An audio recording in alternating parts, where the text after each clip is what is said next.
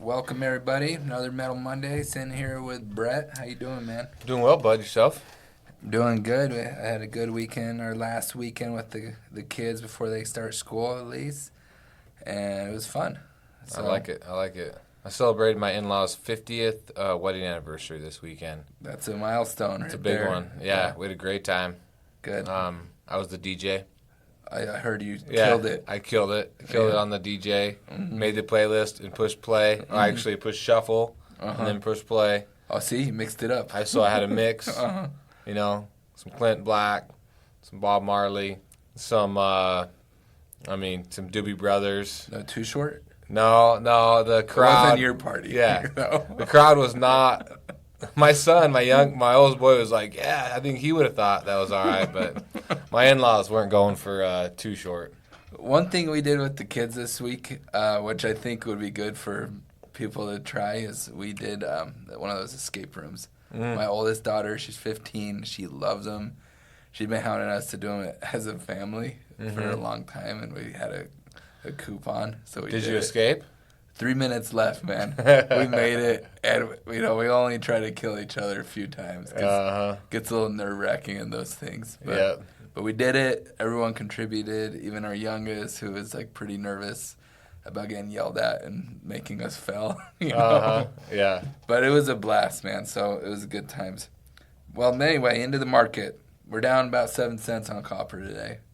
No escaping the shitty copper market this morning. No escaping shitty markets on Mondays, it seems like. So the precious metals were off. I noticed platinum, palladium, rhodium were all off this morning. And mostly having to do with China from what I can read, which with the Chinese economy kind of posting some like less than stellar numbers over the weekend. I think that's what's, the dollar gained some traction.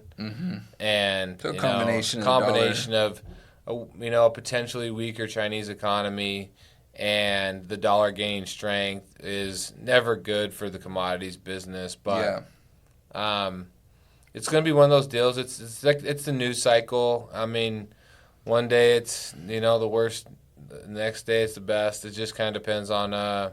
Seems like we're trading between 420 and we're 450. Definitely in a range for 450 sure. copper. What is copper like 430 this morning? Yeah. Right now, 432. Yeah. So I mean, really, that's still pretty good.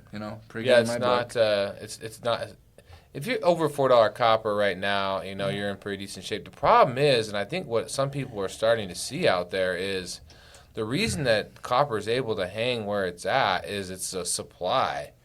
I think that there's still a good, pretty decent demand out there for copper, especially good like number one, number two, copper chops. The demand is there. It's just I feel like the supply is limited to a certain extent. So you have to extend your willingness to go out and get it, and I think that's.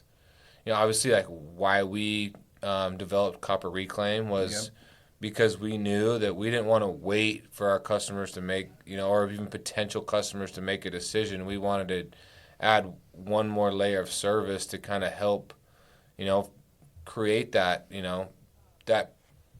create the new customer, but also help our existing customer. And basically, just with supply being tight, you got to find more ways to go get the material. Well, supply being tight, and another side of that coin is these contractors are so damn busy because they're putting in crazy hours because they can't find help.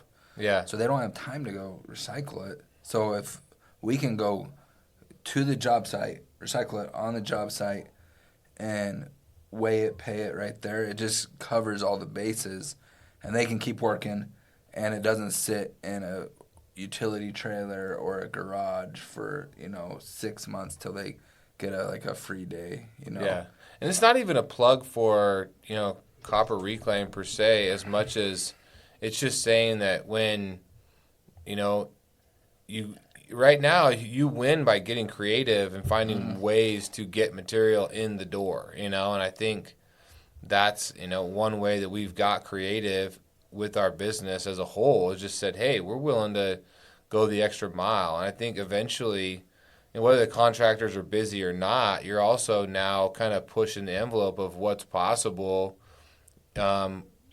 with commodities like copper or converters or whatever. Your higher value items, go to the source and go get them. Mm-hmm.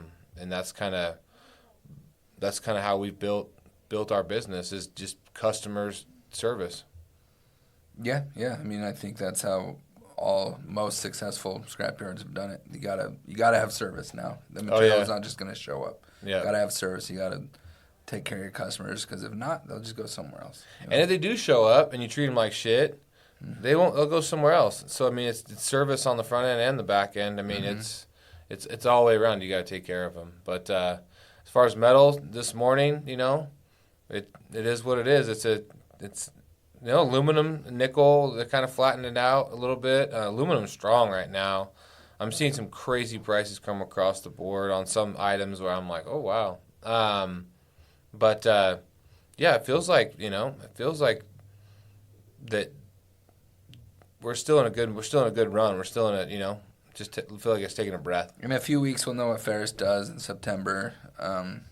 Too, I know it's early to know what that is, but it feels like we're trading around the same new trading spectrum. I don't see much gas coming out of the Ferris market. I mean, they took the market down this month, $10 to $20 depending on the grade. Mm-hmm. But it definitely feels like that. That was just because it could, not necessarily because it. I feel like it depends on what gets delivered this month. Supply side, the demand is there. People want to buy iron. That's kind of a few people I've talked to think they might give it back in September, but we'll see. So time will tell. Yes, sir. All right. Happy Monday. Thanks, everybody. All right. Have a great day.